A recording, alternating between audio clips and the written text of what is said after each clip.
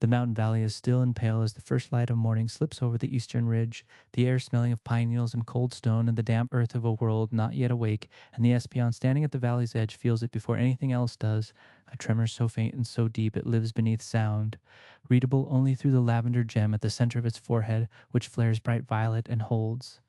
The mountain to the west has not stirred in 500 years, but Espeon's psychic senses reach down through rock and root and water table and find the pressure building beneath it like a fist closing, slow and unstoppable, and it understands with a clarity that bypasses language. The volcano will wake before noon.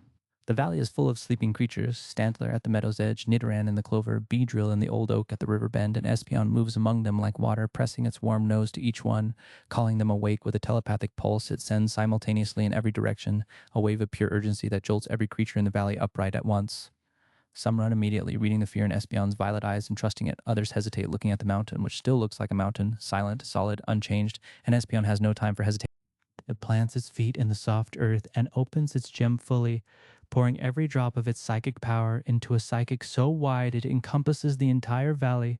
a force that doesn't push the creatures but guides them, wrapping around each one like a current and drawing them gently but irresistibly toward the eastern pass that leads away from the mountain's shadow. Espeon holds the psychic until the last Nidoran clears the pass, until the last Beedrill clears the tree line, until the valley behind it is empty, and then it turns and runs, its slender legs eating the distance to the pass in seconds, the gym dark now and spent, the sound of the mountain finally audible, a deep groaning crack transmitted through the earth up through the soles of its paws, and it clears the ridge just as the first plume of ash rises from the peak in a slow gray column that turns the morning sky to amber and copper. From the safety of the eastern slope, the gathered creatures stand together watching the mountain wake, and Espeon sits among them with its eyes half closed, and the Stantler nearest to it lowers its great antlered head and presses it gently to Espeon's side, and that is all the thanks that was ever needed.